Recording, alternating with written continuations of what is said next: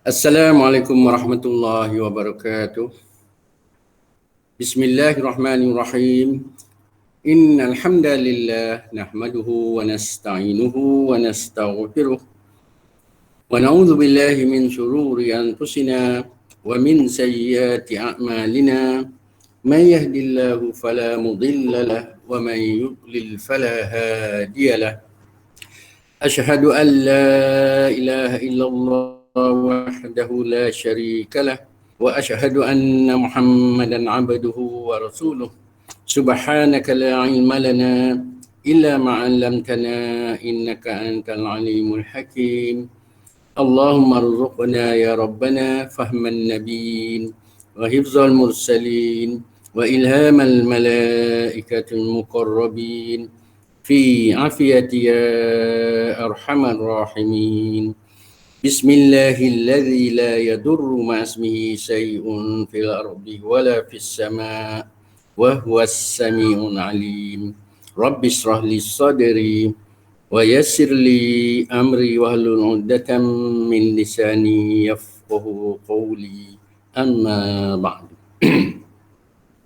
Alhamdulillah, syukur Allah Ta'ala izin lagi taman kita pagi ni ya, insyaAllah untuk kita sambung terus perkongsian ya, ilmu tajwid dan bacaan Al-Quran, dan kita masih lagi di bab yang ke-7 iaitu dalam hukum mad far'i ya. Jadi rujukan kita seperti biasa adalah kitab perbahasan ilmu tajwid ya, menurut riwayat Hafs an-Nasir melalui Thariq As-Satibi ya, yang ditulis oleh Dr. Syurul Syihabuddin An-Nadwi. Baik, yang ada kitabnya tajuk mad lazim untuk hari ini kita akan berkongsi dalam bab yang ke-7 ni bagi siri yang ke-11 hari ini ya. Iaitu di bawah tajuk sukun. Iaitu bagi tajuk sukun asli yang melibatkan hukum mad lazim harfi. Jadi tajuk ni dalam kitab dia ada di muka surat 170 ya, 171, 172, 173 sampailah ke 175 ya. Saya boleh rujuk dalam kitab tu ya, yang mana ada kitab, dan yang mana yang tak sempat lagi ya nak terima kitab, ada saya bekalkan nota ya. Jadi secara umumnya bagi bab yang ketujuh mad far'i ni, sebab sukun asli, mad bertemu dengan sukun asli yang melibatkan nama hukum mad lazim harfi ya, secara umumnya kalau kita perhatikan dia masih di dalam kumpulan mad far'i di bawah tajuk lafzi ya, dan lafaz, di mana mad bertemu dengan sukun. Perhatikan dalam nota saya tu ya, di muka surat 2 tu, kotak sana. Jadi mad lazim harfi ini dia dalam kumpulan lafzi ya, di mana mad bertemu dengan sukun, iaitu sukun asli. Maka di sana terdapatlah dua hukum ya. Satu dalam bentuk kalimi, satu dalam bentuk harfi. Jadi untuk pagi ni kita di bawah akan berkongsi di bawah tajuk mad lazim harfi. Baik ya. Mana yang tak sempat lagi, tak sempat nak photostat ataupun nak print nota, saya akan bantu melalui slideshow ya. Baik. Sebelum kita ke tajuk mad lazim harfi, saya nak buat sedikit pembetulan ya. Jadi saya nak minta maaf dulu ya. Semalam ada sedikit penerangan saya dia agak yang tersasar ya, tidak tepat. Jadi di sini kita tengok dulu yang malam tadi punya pembetulan ya, saya nak kongsi dulu.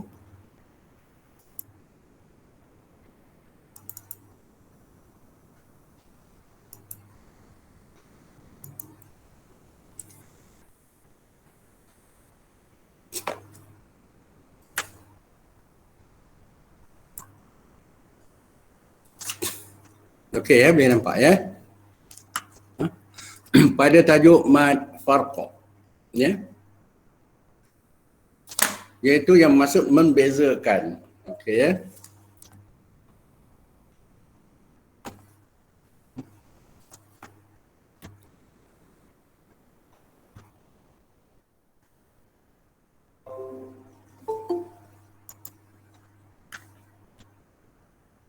Oh, sekejap kita share.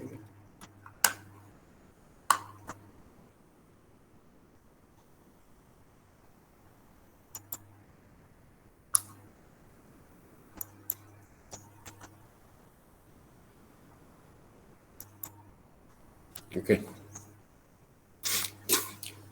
Jadi mak farqa ni adalah sebahagian daripada mad lazim kalimi juga Jadi dalam mad farqa ni terdapatlah suku mad lazim kalimi musaqqal dan mad lazim kalimi mukhaffaf.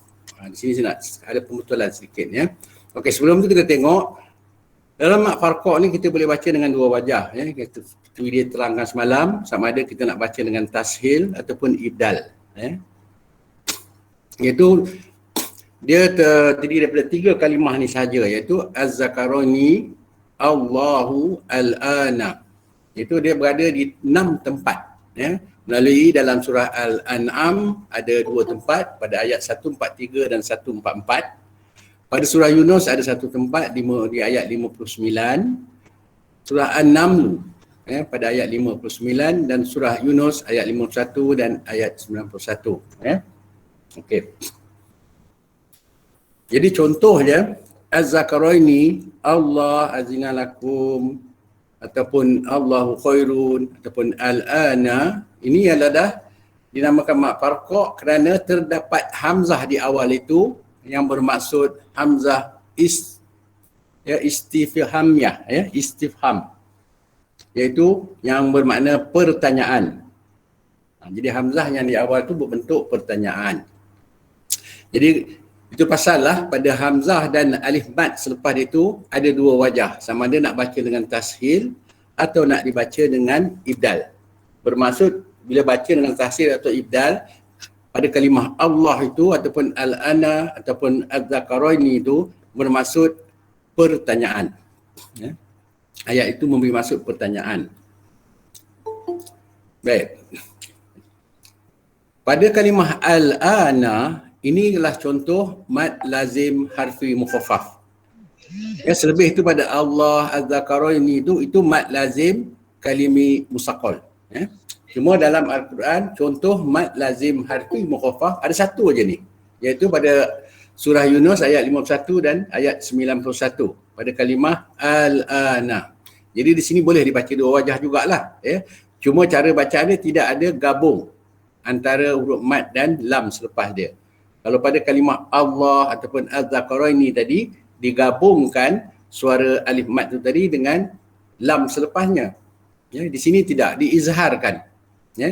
Selepas kita memanjangkan al-ana wa qad kuntum bihi tastajilun. Dia tidak digabungkan pada tidak lama dipegang pada huruf lam sukun. Ini satu je contoh mad lazim harfi mukhaffaf. Baik, benda ni berlaku begini Ada satu lagi kalimah al-ana. Di sini yang kesilapan saya buat penerangan semalam Okey, pada ayat Al-Anfal ni ayat 66, pada kalimah al-ana ini inilah contoh hamzah khabariyah. Kalau tadi pada al-ana pada surah ni al-ana ni sini, ini hamzah tu bermaksud hamzah istifham. Dia membawa hukum mad lazim harfi mukhaffaf. Tapi pada al-ana pada surah Al-Anfal ayat 66, al-ana ini adalah hamzah khabariyah yang bermaksud pemberitahuan. Jadi pada ayat ini dibaca pendek pada al-ana khaffafallahu ankum. Sepatutnya bacaan begitu Semalam saya tersilap ambil ayat. Jadi yang di sini yang sebenar bacaan dia adalah al-ana khaffafallahu ankum. Di situ Jadi pada al-ana ni baca macam biasa sahaja Tidak ada hukum mad lazim di situ. Okey. Perbezaan itulah kalau kata hamzah istifhamiyah tadi pada al-ana. Di sinilah kan berlakunya mad farqa tadi kerana persamaan penulisan pada 2 kalimah ni, pada 2 ayat ni. Al-ana, dua-dua al-ana Cuma pada surah Yunus ayat 51 dan ayat 91 ni hamzah di awal itu bermaksud pertanyaan.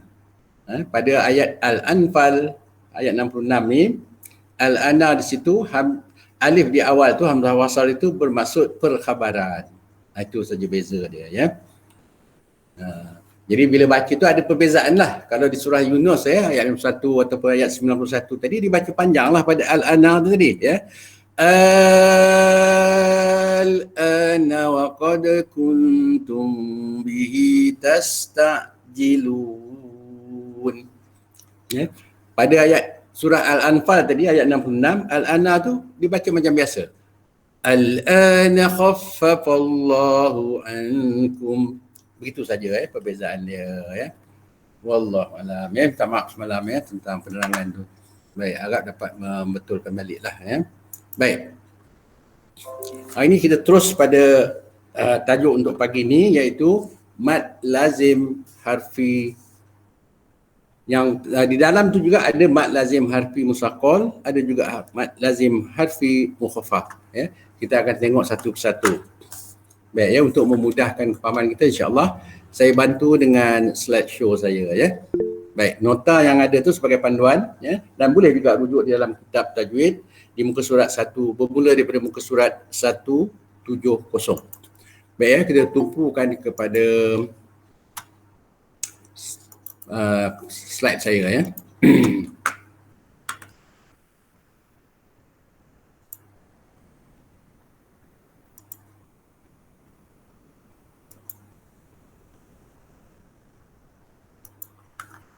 Baik.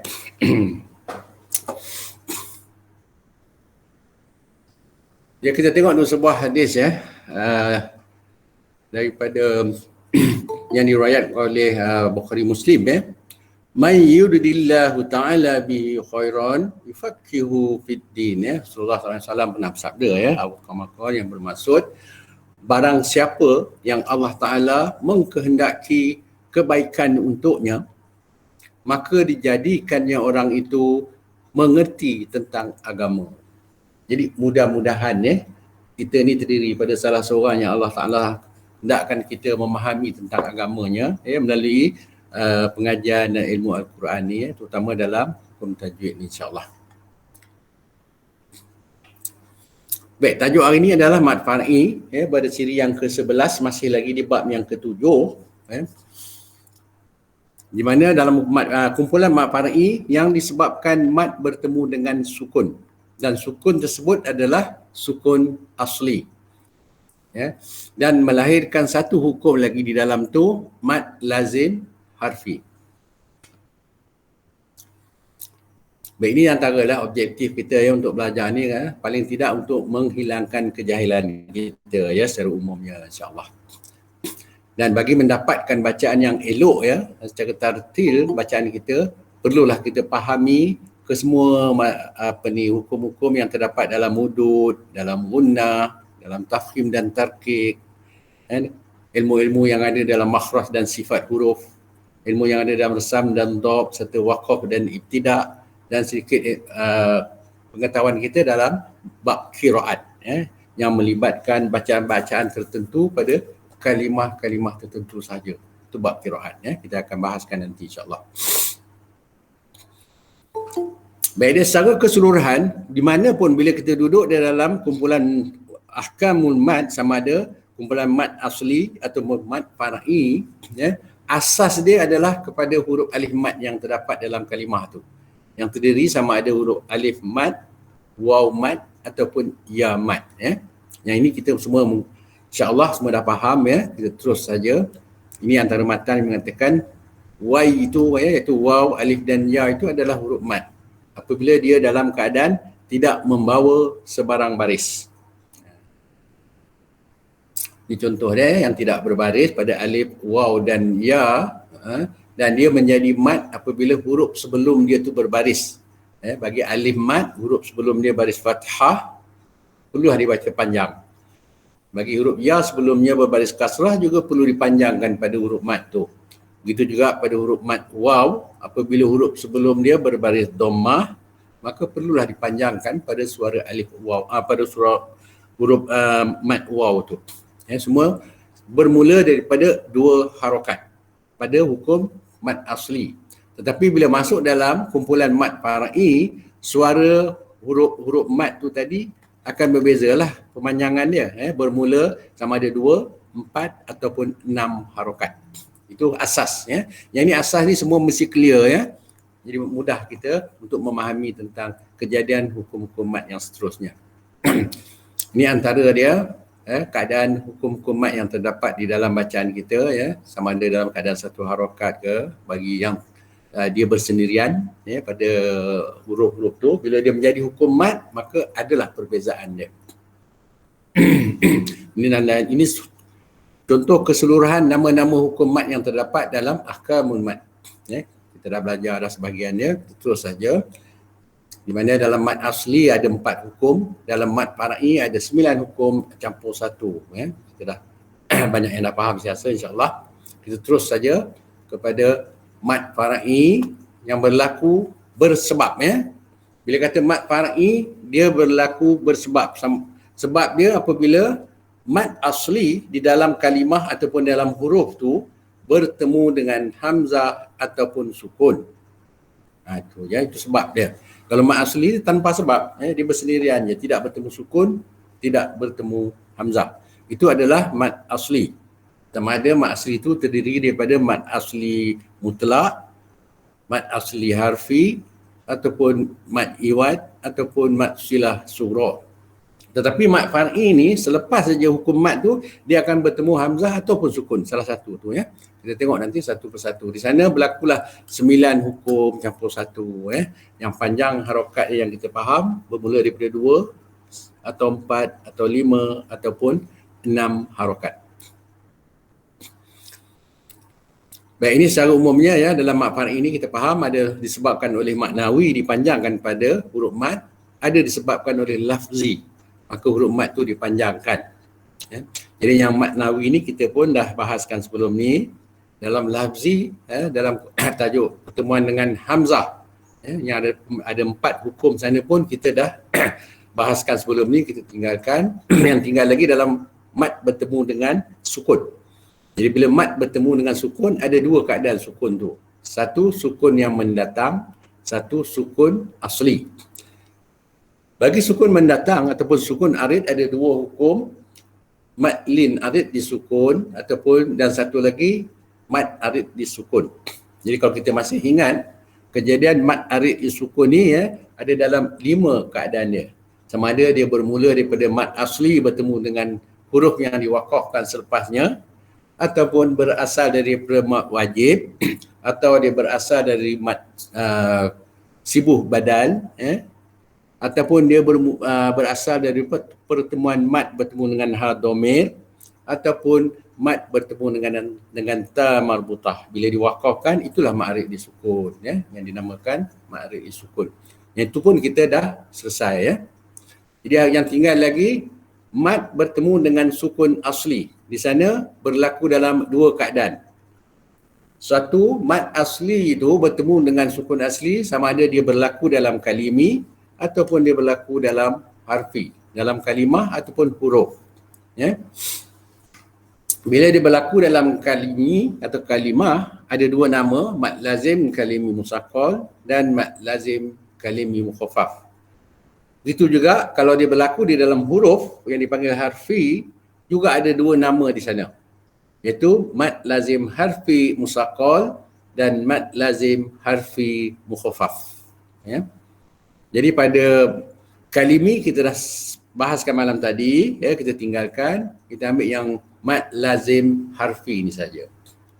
Baik, mad lazim harfi ni ada 2 tadi, iaitu mad lazim harfi musaqqal dan mad lazim harfi mukhaffaf.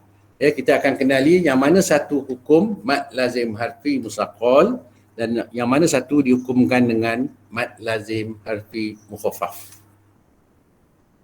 Baik, sebagai maklumat, ya, mad lazim harfi dan mad asli harfi adalah huruf-huruf ringkas, iaitu huruf-huruf muqatta'ah, ataupun disebut juga dalam kitab tajwid dia fawatihus suwar.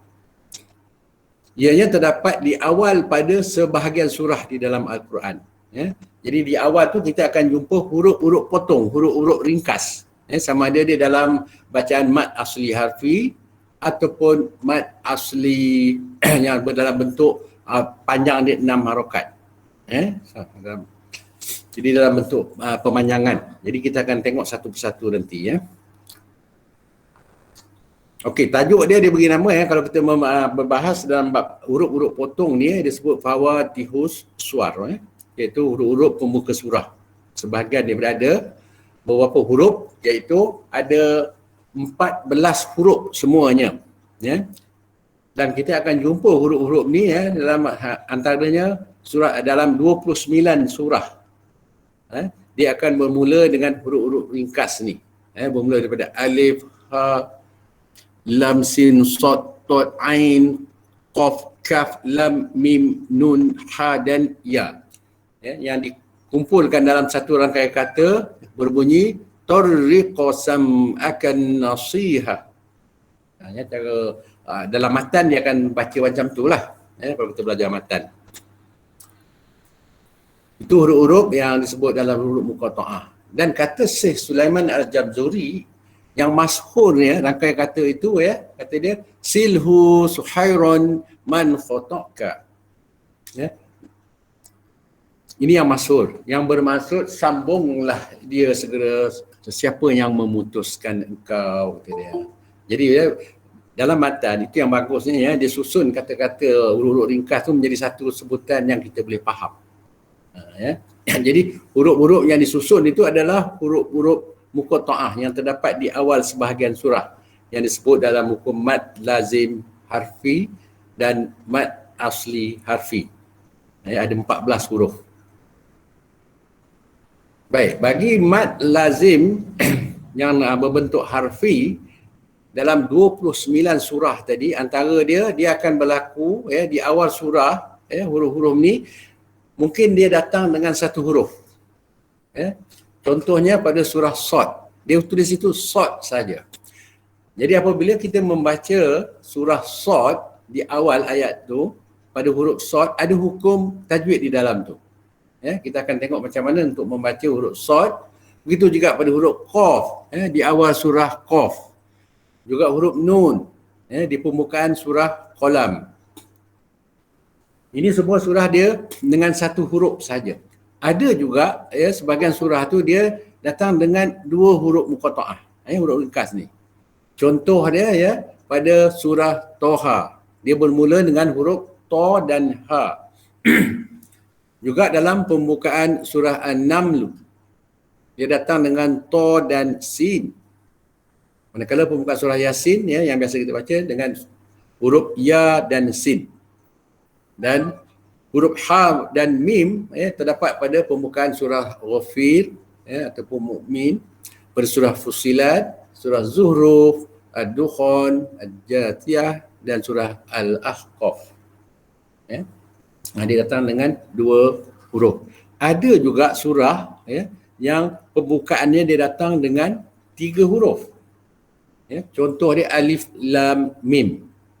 Pada pembukaan surah Al-Baqarah, Ali Imran, Al-Ankabut, Ar-Rum, surah Luqman, surah As-Sajdah. Jadi ini semua dia datang dengan 3 huruf Alif Lam Mim. Ada juga 3 huruf juga dia datang dengan huruf Alif Lam Ra. Itu pada pembukaan surah Yunus, surah Hud, surah Yusuf, surah Ibrahim dan Al-Hijr.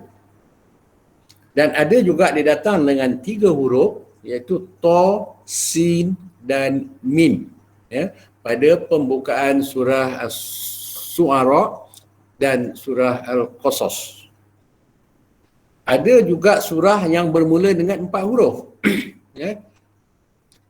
iaitu Alif Lam Mim Sad pada pembukaan surah Al-A'raf, dan ada datang dengan Alif Lam Mim dan Ra pada pembukaan surah Ar-Ra'd. Ini datang dengan 4 huruf. Dan satu lagi dia datang dengan 5 huruf. Contoh pada Kaf Ha Ya Ain Sad pada pembukaan surah Maryam, dan juga Ha Mim pada ayat pertama dan ayat kedua, Ain, Sin dan Qaf pada pembukaan surah As-Surah. Ini ya keadaan-keadaan dia. Ada yang datang dengan satu huruf, ada dengan 2, 3, 4 dan 5 huruf. Jadi keseluruhannya ada 29 surah yang ayat pertama dia dan kedua dia tu dia ada pada surah ni ayat pertama dan ayat kedua dia tu dengan huruf-huruf ringkas. Jadi ada 29 surah jumlah keseluruhannya ya. Dan dalam huruf-huruf ringkas ini terdapat hukum tajwid. Yang ini yang kita nak kongsikan pagi ni insya-Allah. Baik, kita tengok contoh ya. Kita ambil satu contoh pada di awal ini, awal-awal selepas kita baca Fatihah ya, kita akan bermula dengan surah Al-Baqarah. Di awal ayat yang pertama tu dia datang dengan huruf ringkas ya, ataupun huruf muqatta'ah ya, ataupun fawatihus suwar, iaitu alif, lam, mim. Jadi pada alif ada hukum bacaan dia, ada pada lam juga ada hukum bacaan dia dan mim juga ada hukum bacaan dia yang melibatkan harokat. Ya. Baik, kita ambil contoh pada alif, lam, mim. Ya. Okey, baik, kita tengok dulu contoh-contoh ayat ya pada surah Yunus yang datang daripada alif, lam, ra. Ya, kita tengok dulu contoh ayat yang terdapat huruf-huruf ringkas ni ya, pada surah Yunus alif, lam, ra. Contoh tadi pada surah Maryam kaf, ha, ya, ain, sad. Pada surah As-Sajdah juga alif, lam, mim ya, yang paling banyak dia alif, lam, mim. Dan surah Sad dia bermula dengan sad. Itu juga bagaimana nak baca sad kita akan perhatikan nanti. Pada Al-Qalam ya, pada nun wal qalami wa ma yasturun.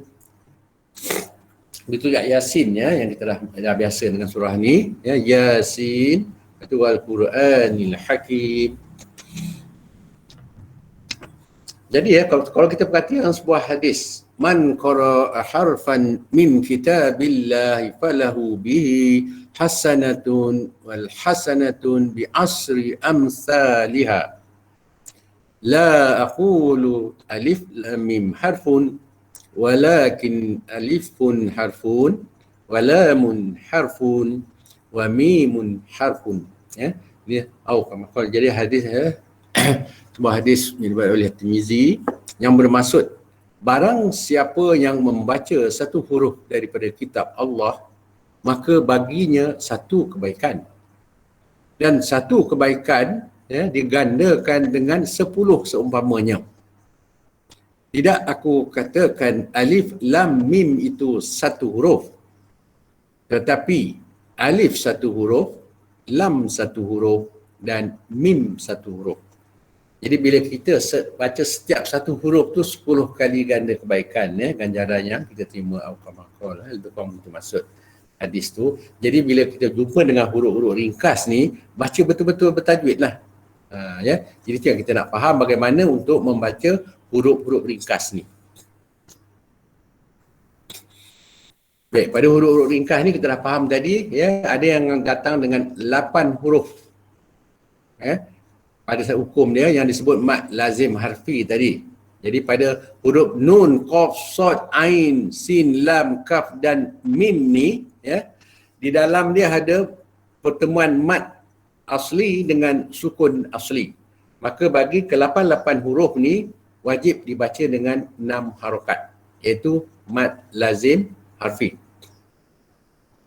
Manakala 5 huruf lagi tadi daripada 14 huruf ya, 8 dibaca dengan 6 harokat, 5 huruf lagi dibaca dengan 2 harokat yang dikenali sebagai mad asli harfi, iaitu bagi huruf ha, ya, to, ha dan ra. Ya, dalam bacaan ini nanti kita akan jumpa di awal surah. Dan satu huruf saja itu alif ya, tidak dibaca dengan mad. Ya, dibaca dengan satu harokat sajalah. Baik, ini contoh dia. Baik, pada mad asli harfi kita dah bahas masa dalam kumpulan mad asli tempoh hari ya, iaitu mad asli harfi. Itu kita dah selesai. Hari ini kita tengok pada mad lazim harfi pula. Baik, mad lazim harfi tadi disebut ada 8 huruf yang mengandungi hukum mad lazim harfi, iaitu di dalam huruf nun, qaf, sad, ain, sin, lam, kaf dan mim. Jadi kena hafal lah huruf-huruf 8 ni bagi kita tahu. Bukan semua ya. Dalam 29 huruf hijaiyah tu, 8 saja huruf ni yang terdapat di awal surah yang dibaca dengan nama huruf tu sendiri. Kalau nun lah sebutannya, kof lah. Begitu ya. Tapi ada hukum tajwid di dalam tu. Bagi 8 huruf. Jadi kena hafal ya pada 8 huruf ni. Cara nak mengapa dia mudah nanti. Jadi daripada 8 huruf tadilah terbitnya 2 hukum ni tadi, ya, mad lazim harfi musaqqal ataupun mad lazim harfi mukhaffaf. Maksud mad lazim harfi ya, dia terjadi apabila huruf mad bertemu dengan sukun asli di dalam satu huruf. Jadi dalam huruf nun tu contohnya tadi ada pertemuan mad dengan sukun asli di dalam huruf tu. Ya, dibaca dengan 6 harakat sama ada ketika wasal ataupun waqaf. Ya, pada bagi huruf-huruf muqatta'ah ni. Jadi ia juga dikenali sebagai mad lis sakinul lazim ataupun mad adl. Itu antara nama lain lah kalau kita buka matan kadang disebut atas nama ni lah ya. Mad al sakinul lazim ataupun mad adl. Tapi kita dalam buku tajwid biasa ni kita kenali dengan nama mad lazim harfi ya. Baik, bila dikatakan lazim ya, dia datang sukun asli selepasnya huruf mad dan dibaca panjang 6 harakat. Dalam matan di mana pun kita jumpa bila kata mad lazim ni wajib dibaca dengan 6 harakat ya. Baik, cara kita nak menghafal huruf-huruf ni mudah saja ya. Cara mad lazim harfi ni huruf dia ada 8. Pertama kita susunkan dalam rangkai kata naqasa, 3 huruf yang pertama tu naqasa. Lepas tu kita tambah dengan asa ya, bagi huruf ain dan sin, naqasa asa lukum. Inilah ke-8 huruf disusun dalam satu rangkai kata naqasa asa lukum. Cara kita nak menghafal huruf mad lazim harfi ya. Ada makna ya pada naqasa asa lukum ni ada makna dia, iaitu madu kamu kurang katanya. Itu lebih kurang saya tanya pada seorang ustaz yang bahasa Arab. Dia kata lebih kurang maksud dia madu kamu kurang kata dia. Dia dihimpun dalam rangkai kata naqsa asalukum. Wallahu a'lam. Baik, mad lazim harfi. Kita tengok di sini ya, pada kesebuah huruf-huruf muqatta'ah ni, yang 8 huruf ni, nun, qaf, sad, ain, sin, lam dan kaf, mim ni semua ada hukum. Kita tengok pada yang pertama, huruf nun. Bagaimana berlakunya mad bertemu dengan sukun asli. Ya, yang mana yang tak berapa jelas lagi, inilah keadaan dia. Di mana di dalam huruf nun ya, bila dia eja dengan 3 huruf nun, waw, nun ya. Bila huruf hijaiyah itu dieja dengan 3 huruf, maka itulah mad lazim harfi. Kalau ia dieja dengan 2 huruf, itu mad asli harfi ya. Jadi bagi nun dieja dengan 3 huruf hijaiyah. Nun berbaris dhammah, waw tu waw mad, dan nun di dalamnya tu nun sukun asli. Bila mad bertemu dengan sukun asli, itulah mad lazim. Ya. Begitu juga seterusnya pada huruf qaf. Ya. Qaf dieja dengan qaf alif fa. Qaf alif itu mad asli, fa selepas itu adalah sukun asli. Qaf ya. Kita baca. Sad pula dieja dengan sad alif dal. Sad alif tu mad asli, dal itu sukun asli. Dan ain pula dieja dengan ain ya nun ya. Ain berbaris fathah ya, bunyi dia ain ya. Jadi ain tu hukum lin dan nun di hujung tu sukun asli ya. Ini ada sedikit perbahasan pada huruf ain nanti ya, kita akan jumpa kerana dia berlaku daripada lin ya, hukum lin.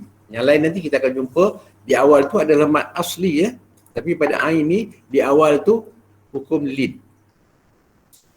Okay, bagi contoh huruf sin pula dia je dengan sin ya nun. Ya, sin ya tu mad asli dan nun itu sukun asli. Okay, bagi huruf yang keenam ni huruf lam dia je dengan lam alif mim. Lam alif tu mad asli, mim tu sukun asli. Dan huruf kaf dia je dengan kaf alif fa. Ya, kaf alif mad asli, fa tu sukun asli. Dan yang ke-8 ni kita tengok pada huruf mim, dia eja dengan mim ya mim ya. Mim ya tu mad asli, dan mim di hujung tu sukun asli. Dan yang seterusnya kita tengok ya tentang rumusan dia, iaitu huruf-huruf mad lazim harfi ada 8. Setiap huruf-huruf tersebut dieja dengan 3 huruf hijaiyah yang kita perhatikan tadi, dan di dalam huruf tersebut terdapat hukum mad asli bertemu dengan sukun asli. Jadi mad di situlah terjadinya mad lazim tadi. Jadi mad lazim wajib dibaca dengan kadar 6 harakat. Itu jangan kurang itu kekalkan dalam bacaan kita. Baik, harap ni dapat kefahaman sedikit ya. InsyaAllah kalau tak jelas nanti semasa bertalaki kita boleh bincang lagi. Baik, kita tengok satu persatu dulu pada mad lazim harfi dan juga mad lazim harfi musaqqal dan mad lazim harfi mukhaffaf. Okay, yang pertama sekali kita tumpukan kepada mad lazim harfi musaqqal. Bagaimana untuk mengenali hukum mad lazim harfi musaqqal ni pasal dia berlaku di dalam huruf. Baik, sebelum tu kita tengok pengertian dia dulu. Dari segi bahasa bermaksud mad bertemu sukun asli, sukun pada asal. Dia kata sukun asli itu memang sukun pada asal dia. Kemudian lazim bermaksud sesuatu yang tetap atau asal dan bacaannya mesti atau wajib, hukum pemanjangannya 6 harakat. Dia kata lazim, bila dihukum dalam lazim sama ada dalam kalimi ataupun harfi, wajib dibaca dengan 6 harakat. Manakala dari segi istilah, musaqqal bermaksud pertemuan huruf sukun asli dengan huruf selepasnya berserta idgham, iaitu gabung. Yang ini penting untuk memahami mad lazim harfi musaqqal. Dalam bacaan nanti kita akan berasa kita akan perasan, iaitu bila sukun mad bertemu dengan sukun asli ada bacaan gabung di situ, iaitu idgham. Itulah dia musaqqal. Macam mana? Kita tengok contoh nanti pada huruf-huruf tertentu nanti. Baik. Mad lazim harfi kadar harakat dia wajib dibaca dengan pemanjangan 6 harakat tanpa pilihan kecuali huruf ain. Huruf ain ni boleh dipilih nak baca dengan 4 harakat boleh ataupun 6 harakat pun boleh. Tapi yang baiknya 6 harakat. Kenapa berlaku ada 2 bentuk bacaan dia? Tadi kita tengok ain itu dieja dengan ain ya nun. Ain fathah, ya huruf asli dan nun tu sukun asli. Maka hukum di situ hukum lin, bukan mad asli. Maka di situlah perbahasan ulama ada yang mengatakan pemanjangan pada ya mad di situ boleh ambil 4, boleh ambil 6. Ada juga ulama qura' yang tidak mengambil kira huruf ain ni sebagai mad lazim harfi. Itu perbahasan mereka lah Tapi pada kita ambil huruf ain ini sebagai mad lazim harfi juga. Cuma pada harakat tu kita boleh pilih 4 ataupun 6. Tapi yang terbaiknya ambil 6 harakat juga selaraskan semua. Jadi pada hukum bacaan telah sepakat ulama qura' dalam kadar panjangan mad ini dengan satu ketetapan saja, 6 harakat kecuali ain tadilah. Ini tahap-tahap mad far'i yang kita sebut malam tadi di dalam matan kata Syekh Ibrahim Al-Sawandudi, mad yang paling kuat kata dia sebabnya adalah mad lazim. Kemudian mad wajib muttasil yang kedua, yang ketiga mad ada sukun, yang keempat mad jaiz munfasil dan yang kelima mad badal. Itu kedudukan dia. Kita kena malam tadi pun kita dah bahas yang ni. Baik, bagaimana untuk mengenali mad lazim harfi musaqqal? Tanda mengenalnya, mad itu dapat dikenali dengan melihat huruf hijaiyah tu tadi, huruf-huruf potong tu tadi yang mempunyai baris mad di atasnya. Baris yang melintang panjang tu. Di atas huruf tu ada tanda melintang. Itu mad lazim lah tu, dalam bentuk huruf. Jadi penamaan dia pula dinamakan demikian adalah lazim, bermaksud hukumnya yang lazim kerana ada pertemuan mad dengan sukun asli. Nampak dia ulang balik situ. Bila mad asli bertemu sukun asli, itulah mad lazim. Lazim. Maka di situlah yang wajib dibaca dengan 6 harakat tadi. Harfi pula kerana pertemuan itu dalam satu huruf. Pertemuan mad asli dan sukun asli itu berlaku dalam huruf yang sama. Manakala musaqqal pula bermaksud berat, ya. Kita faham dulu musaqqal maksud berat kata dia. Itu dari segi bahasa dia lah. Yang ini pertemuan huruf sukun asli dengan huruf selepasnya berserta idgham. Yang ini yang masuk musaqqal sebenarnya dari segi istilahnya, iaitu ada bacaan idgham dalam bacaan pertemuan tu tadi, ya, yang digabungkan. Maka bila bacaan tu perlu digabungkan, itulah musaqqal. Baik, bagaimana terjadinya mad lazim harfi musaqqal tadi yang dibaca secara gabung? Baik, kita tengok di sini, kita ambil satu ayat, ya. Alif lam mim, pada surah Al-Baqarah ayat yang pertama yang akan kita jumpa di awal-awal bacaan Al-Quran, ya. Itu kita baca Bismillahirrahmanirrahim. Alif lam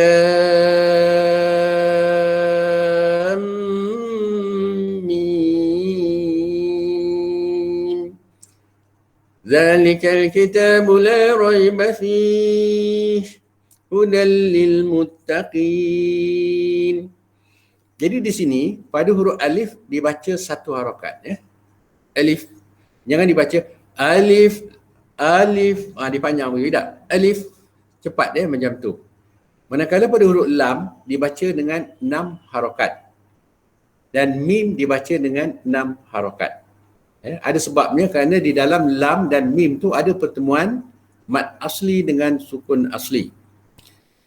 Tapi perlu diingat, ya, selepas kita mengambil huruf lam tu 6 harakat, ya, sebelum ambil mim perlu didengung dulu 2 harakat. Ada bacaan dengung di situ. Kita tengok kenapa ada bacaan dengung nanti bila kita bedah huruf tu nanti, ya. Baik, kita tengok contoh dia bagaimana berlakunya musaqqal tadi. Baik, kita bedah huruf alif lam mim. Alif diajar dengan alif lam fa, ya. Lam tu berbaris kasrah, fa tu sukun asli, alif. Maka itu sebablah kita baca dengan cepat, ya. Tidak ada pun hukum mad asli di dalam alif. Jangan baca alif, tak mau begitu. Alif, begitu saja, ya. Manakala lam diajar dengan lam, alif, mim, ya. Jadi lam alif tu mad asli, mim tu sukun asli. Jadi kita baca panjang pada huruf mad tu 6 harakat. Lam, baru ambil mim sukun asli situ. Jadi kita perhatikan di situ, ya, pada mim yang diajar dengan mim yang mim, di awal dia huruf mim, ya. Jadi dalam lam ada huruf mim sukun di hujung tu, dia bertemu dengan mim yang berbaris kasrah selepas dia tu. Bila mim sukun bertemu dengan mim yang berbaris, kita dah belajar dalam hukum tajwid dalam bab mim sakinah, ya. Mim sukun bertemu dengan mim, hukum dia idgham syafawi. Maka adalah bacaan idgham di situ. Bila berlakunya bacaan idgham, itulah musaqqal. Maka di dalam pada huruf lam itu, ya, dihukumkan sebagai mad lazim harfi musaqqal. Ya, kerana bila habis huruf lam tu dibaca, dia kena gabung dengan huruf selepas dia tu. Kena ada gabungan, itulah yang dihukumkan sebagai musaqqal, ya. Baik, kita tengok contoh yang lain pula. Ini pembedahan tadi, ya. Alif tu 1 harakat, lam itu dibaca dengan 6 harakat. Sebelum ambil mim, kita dengungkan 2 harakat dulu, baru kita baca pada huruf mim 6 harakat lagi, ya. Jadi keseluruhan pada ini ada 13 harakat. 13 campur dengung 2 harakat jadi 15. Ya, 15 harakat. Jadi antara lam dengan mim itulah dinamakan mad lazim harfi musaqqal, ya, kerana digabungkan mim ke dalam mim. Baik, kita tengok contoh pada ayat yang lain pula, ya. Pada surah Syu'ara ayat yang pertama tu, dia datang dengan huruf ta, sin dan mim, ya. Maka kita akan baca ayat ni. Bismillahirrahmanirrahim. Tasim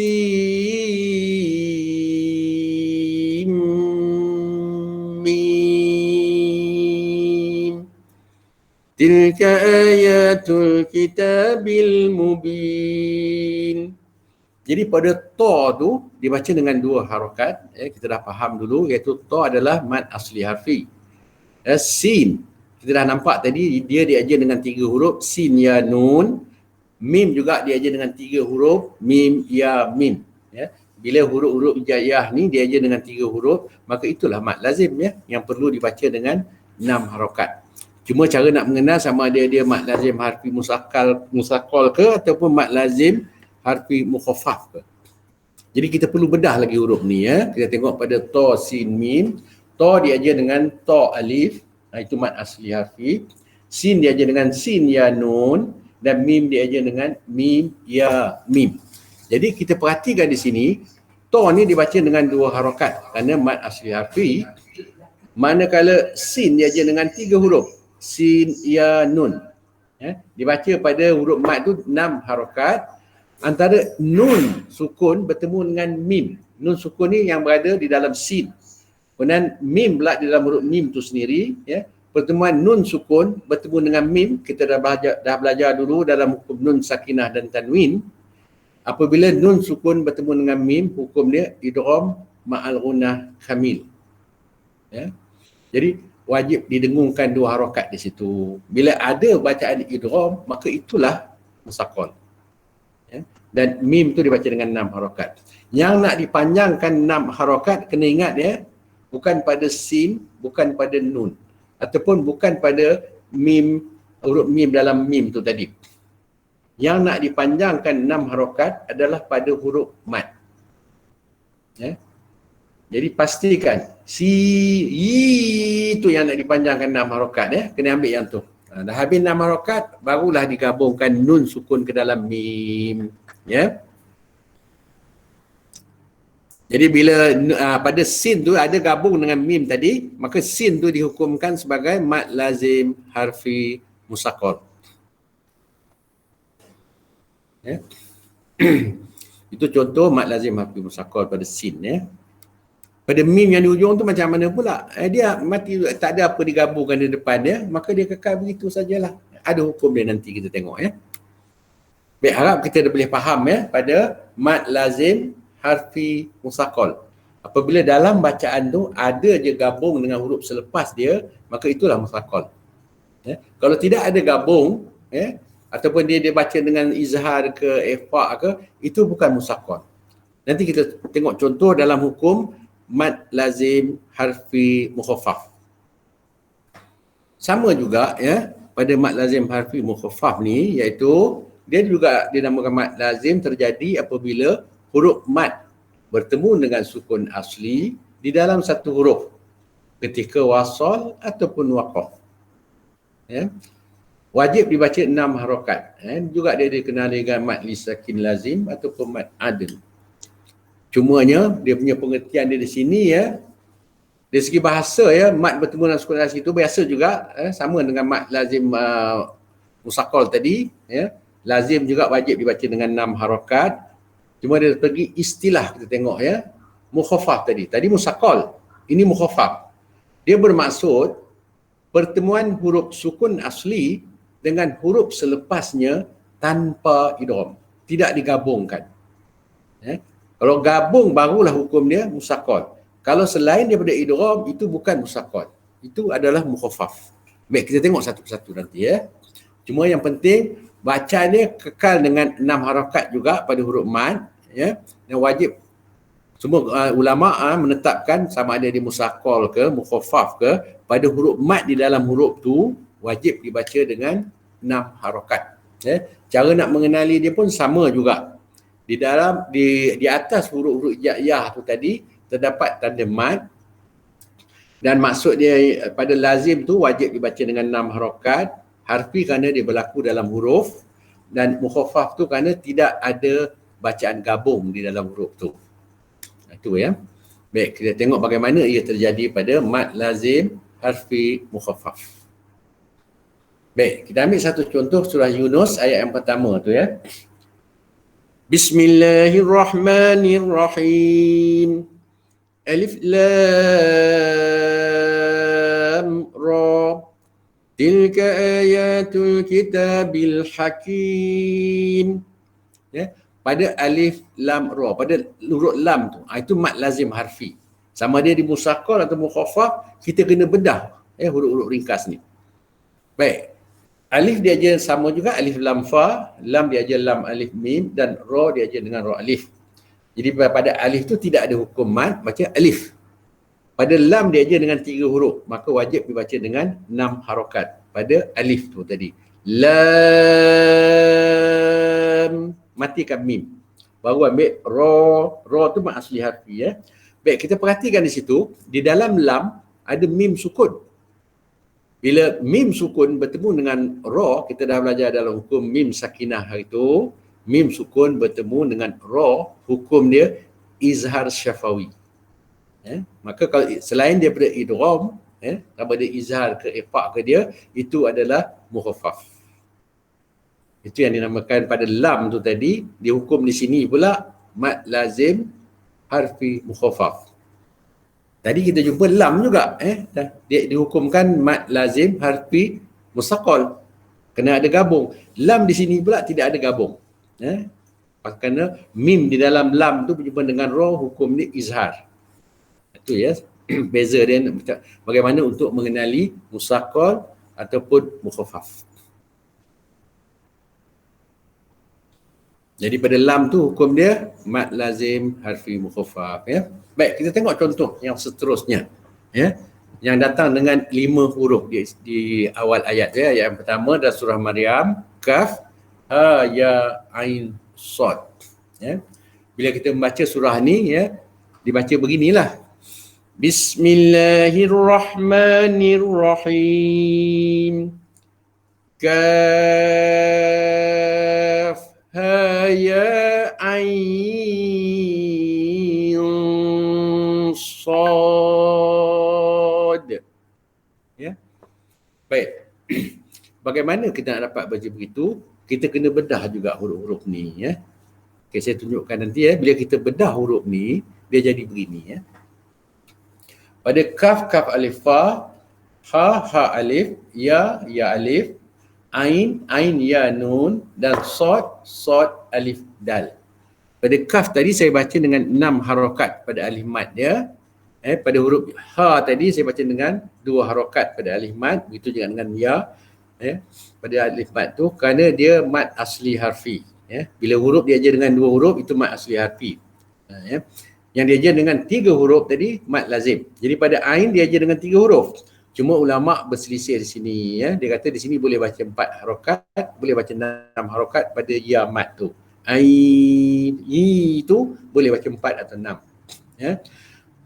Kemudian pada sad ya, sad alif dal dia baca dengan 6 harokat pada alif mad. Cuma bila kita membaca surah ni, apa yang perlu kita perhatikan ialah pada huruf kaf. Kaf alif fa. Setelah dipanjangkan ke tu 6 harokat, matikan fa tu dengan hamas. Ya, kaf. Macam mana dapat fa hamas fa? Letakkan di mahraj huruf fa. Mahraj huruf fa di mana? Hujung gigi kacip atas di perut bibir bawah kan? Jadi letakkan di situ. Selepas tu baru ambil huruf ha. Ya. Kaf ha ya. Ya, dengan kaf ha ya. Tak mau macam tu. Kaf ha, dapat hamas fa tu dulu. Baru beralih pada huruf ha dan ya ya. Kemudian pada ain, ain ya nun. Kita perhatikan ya, di dalam ain ada nun sukun. Ya. Jadi sebelum ambil sad, kita perhatikan nun sukun bertemu dengan sad ya. Dalam hukum nun sakinah dan tanwin yang kita belajar sebelum ni, hukum dia ikhfa. Ya, ikhfa. Jadi ikhfa kubra ya. Perlu didengungkan ikhfa di situlah. Maka ain sad. Ya. Bila ikhfa, dengung dia dengung kubra kerana dia bertemu dengan huruf isti'la.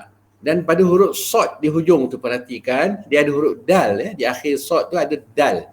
Maka lantunkan qalqalah pada dal tu ya.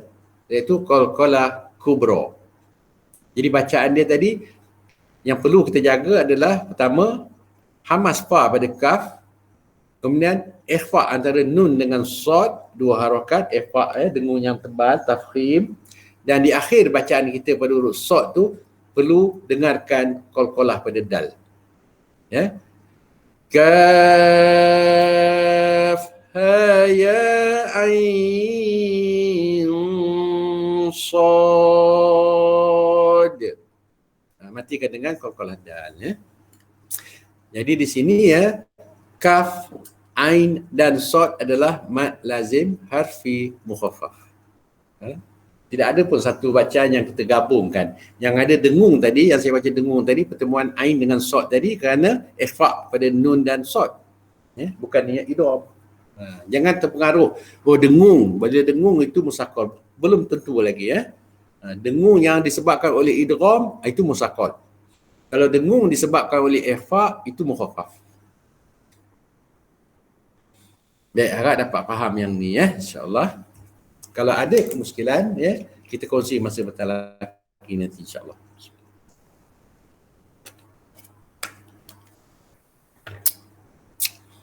Baik, cuba perhatikan juga contoh yang di sini pula. Boleh kita kenal tak? Ha, mim, ain, sin, qaf. Yang mana satu musaqqal, yang mana satu mukhaffaf. Ada tak hukum tu di dalam ayat ni? Dia datang dengan huruf muqatta'ah juga, tetapi dalam dua ayat. Ya. Ayat pertama pun huruf-huruf muqatta'ah iaitu ha dan mim. Ayat yang kedua juga dia datang dengan huruf muqatta'ah, ain, sin, qaf. Okey, bagaimana bacaan dia? Kita perhatikan dalam surah As-Surah ayat 1 dan 2 ni ya. Baik. Ha ya, ha bila dia aja dua huruf tu mad asli harfi, mim dia aja dengan 3 huruf, ada itu mad lazim harfi. Ain dia aja dengan 3 huruf juga mad lazim harfi, sin juga dengan 3 huruf mad lazim harfi, qaf juga dia aja dengan 3 huruf ya, itu juga mad lazim harfi. Jadi kita akan baca surah ni ya. Bismillahirrahmanirrahim. Hamim. Ain. Sin. Qaf. Pada ha kita baca 2 harakat. Mim kita baca 6 harakat pada yamat tu ya. Kemudian pada ayat yang kedua, ain baca 4 atau 6 harakat boleh ya. Cuma kita sebelum ambil sin ada pertemuan nun sukun dengan sin di situ. Yang mana kita dah tahu bila nun sukun bertemu dengan sin, hukum dia ikhfa hakiki. Maka perlu didengungkan 2 harakat di situ. Ikhfa ya. Kemudian daripada sin dibaca dia aja dengan 3 huruf juga dihukumkan mad lazim, maka pada ya mad tu dibaca dengan 6 harakat. Sebelum mengambil qaf ada pertemuan nun, nun sukun dengan qaf, itu juga ikhfa hakiki. Di sini ikhfa hakiki kubra lah, dia berjumpa dengan huruf isti'la. Maka dengung dia bezakan antara ain sin qaf, bezakan dengung dia. Pada ain dengan sin tu ikhfa hakiki surah, pada sin dan qaf tu dengung ikhfa dia ikhfa hakiki kubra ya. Jadi ada pertemuan bacaan dengung di situ, dengung ikhfa.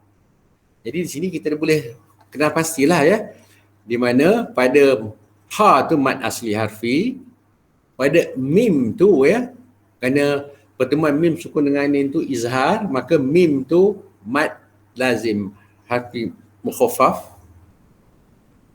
Pada ain ya, antara ain dengan sin ya, juga ada hukum ikhfa yang didengung, bukan idgham. Maka kalau selain dia pada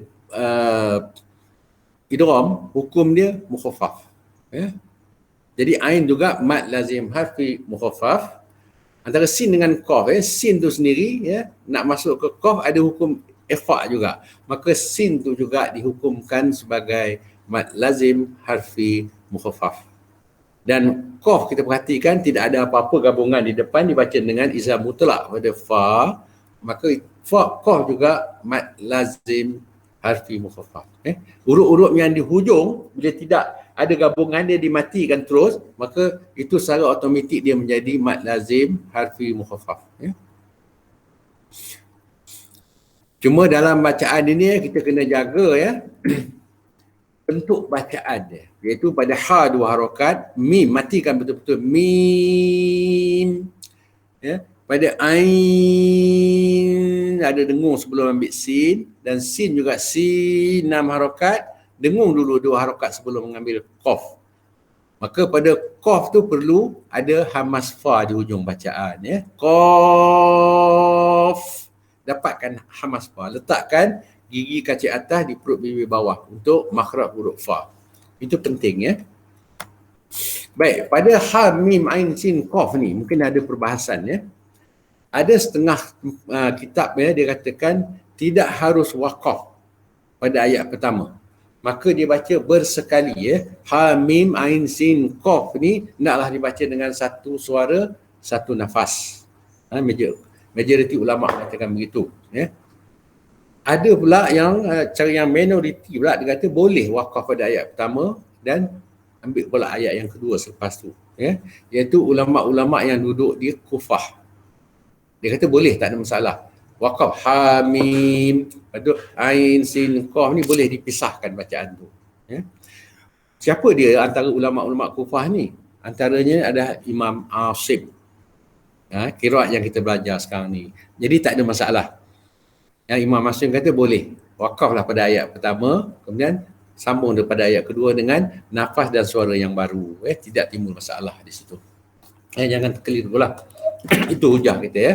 Kalau yang mengatakan dia kena sambung sekali ni tak boleh waqaf ayat pertama, ya. Tapi hujah kita mengikut ulama Kufah, ya. Siapa dia? Imam Asim antaranya. Baik, ya, agak dapat faham sikit-sikit di sini, ya, insya-Allah.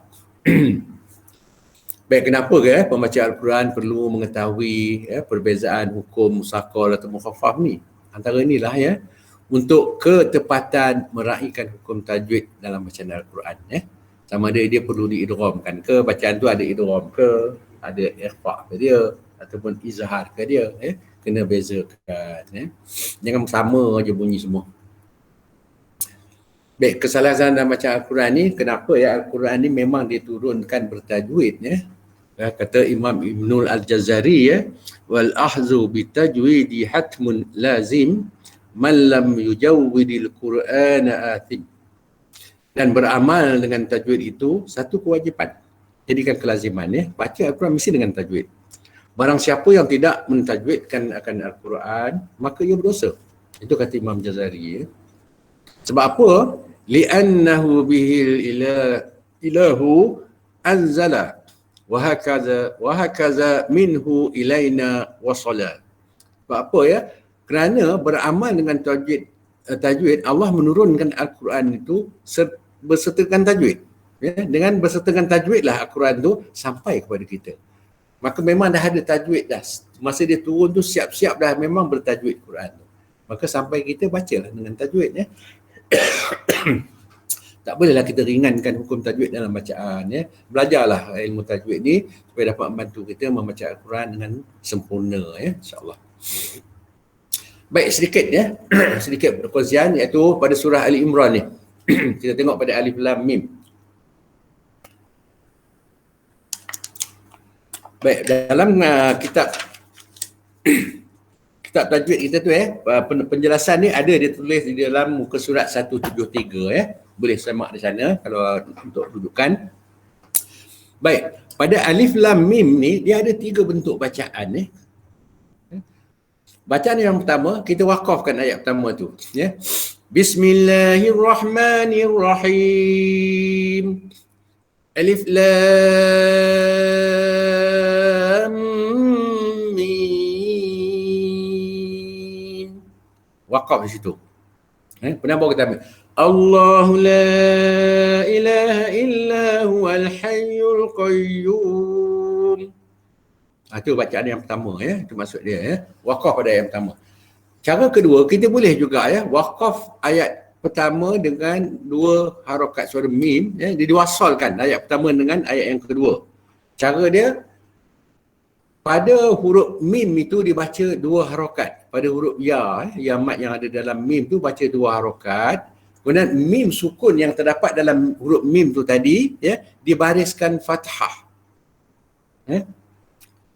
Maka bunyi dia beginilah kalau diwasalkan, ya. Alif Lam mim Allahu la ilaha illa huwal hayyul qayyum. Yang boleh diwasalkan begitu bacaannya.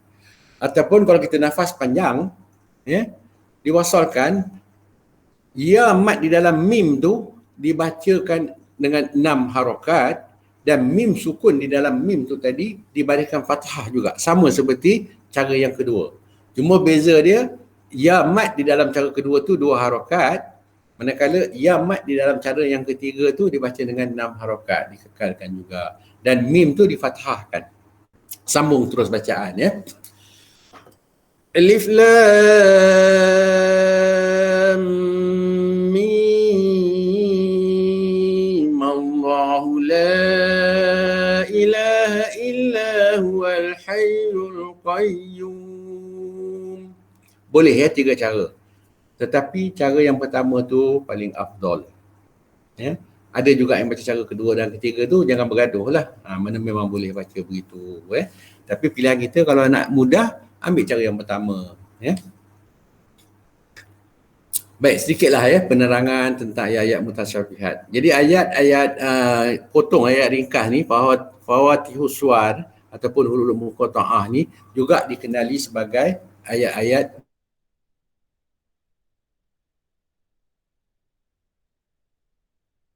Alif Lam Mim, Yasin, Kaf Ha Ya Ain Sad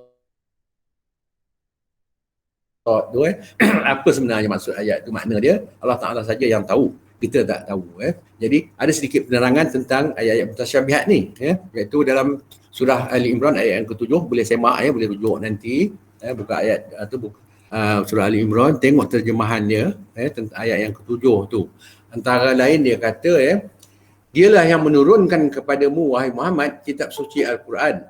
Sebahagian besar dari Al-Quran itu ialah ayat-ayat muhkamat, iaitu yang tetap, tegas dan nyata maknanya serta jelas maksudnya. Jadi bila katakan ayat muhkamat, ayat tu kita faham makna dia. Itu ayat muhkamat. Kemudian dia kata ayat-ayat muhkamat itu ialah ibu ataupun pokok isi Al-Quran tu.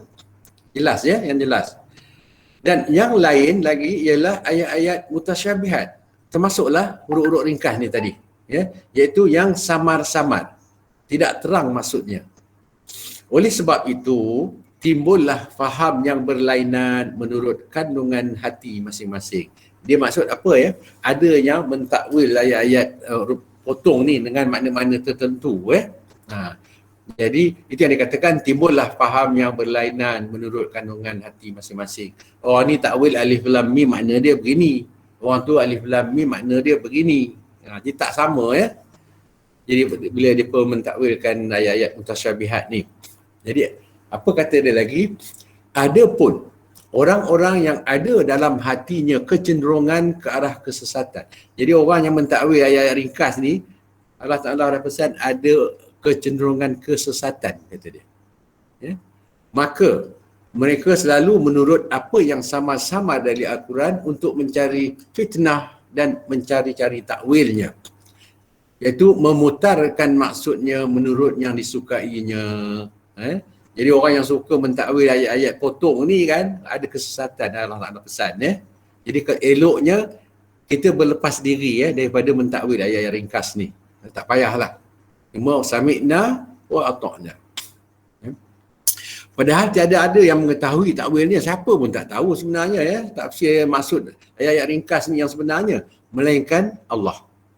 Dan orang-orang yang tetap teguh serta mendalam ketahuannya dalam ilmu-ilmu agama berkata, kami beriman kepadanya, semuanya itu datangnya dari sisi Tuhan kami.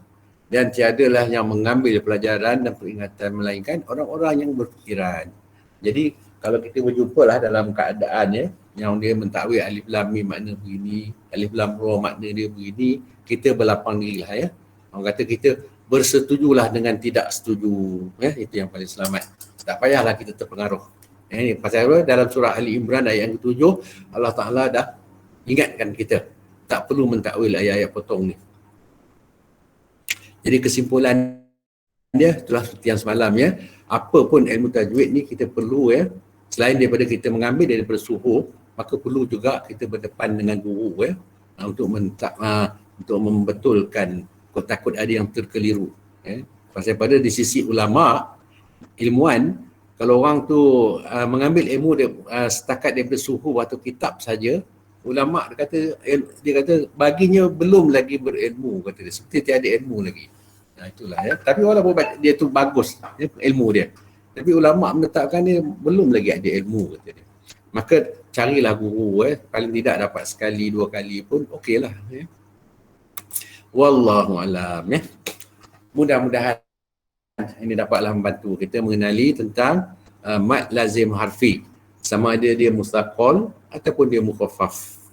Cara mengenalnya kita kena bijak membedah huruf tu lah dengan ejaan. Kalau kita tak mahir nak eja, huruf nun nak eja macam mana, short nak eja macam mana, itu payah sikit lah.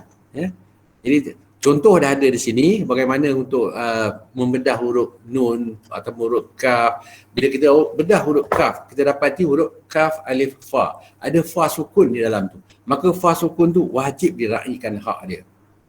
Dengan hamas. Begitu juga bila kita bedah huruf dia ada short, alif, dal. Ada dal sukun di dalam short. Maka dal sukun tu wajib dikolkolahkan hak dia. Itulah maksud dia. Bila kita dah bedah huruf tu, baru nampak bacaan yang sempurna.